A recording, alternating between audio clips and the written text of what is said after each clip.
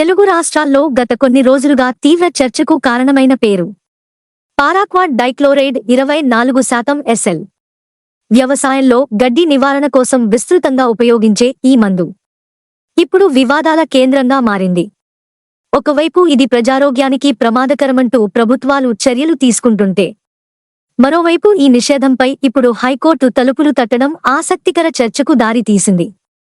ఆంధ్రప్రదేశ్ ప్రభుత్వం ఇటీవల కీలక నిర్ణయం తీసుకుంది. పారాక్వాట్ డైక్లోరైడ్ 24% ఎస్ఎల్తో పాటు దానికి సంబంధించిన ఉత్పత్తుల తయారీ, అమ్మకాలు, నిల్వలు, పంపిణీపై తాత్కాలిక నిషేధం విధించింది. ఈ నిర్ణయం 2 నెలల పాటు అమల్లో ఉండేలా ఉత్తర్వులు జారీ చేసింది. ప్రజారోగ్య భద్రతను దృష్టిలో పెట్టుకుని ఈ నిర్ణయం తీసుకున్నట్లు ప్రభుత్వం పేర్కొంది. అయితే ఈ నిర్ణయం ఇప్పుడు కోర్టు వరకు వెళ్ళింది. Fertilisers, pesticides, seeds dealers welfare association తరపున దాఖలైన పిటిషన్లో ప్రభుత్వ ఉత్తర్వులను సవాల్ చేశారు. ఈ నిషేధం వల్ల తయారీదారులు, పంపిణీదారులు, డీలర్లపై తీవ్ర ప్రభావం పడుతోందని కోర్టు దృష్టికి తీసుకెళ్లారు.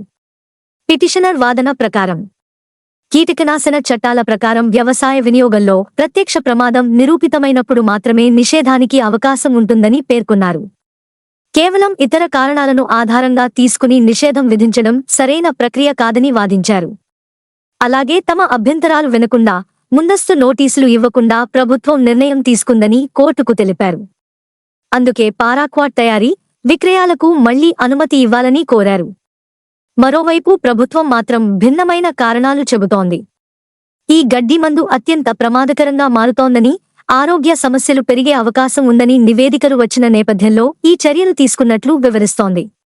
ప్రత్యేకంగా డీజీపీ నుంచి వచ్చిన లేఖ, ఇతర శాఖల నివేదికలను కూడా ప్రభుత్వం పరిశీలించినట్లు సమాచారం. ఈ మందును రైతులు మాత్రమే కాకుండా మరికొందరు ఆత్మహత్యల కోసం వినియోగిస్తున్న ఘటనలు ఆందోళన కలిగిస్తున్నాయని అధికారులు చెబుతున్నారు. ఇక ఆరోగ్య నిపుణులు చెబుతున్నదేమిటంటే, పారాక్వాట్ వంటి కొన్ని రసాయనాల వినియోగం శరీరంపై తీవ్ర ప్రభావం చూపే అవకాశం ఉందని.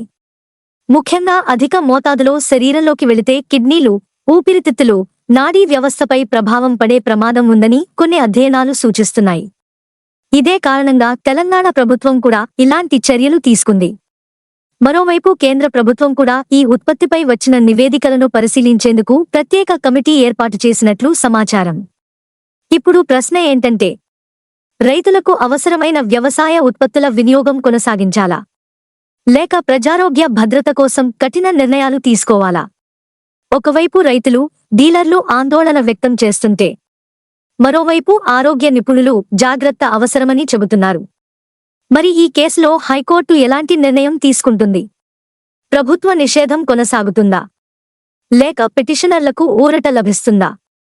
అన్నది ఇప్పుడు ఆసక్తికరంగా మారింది.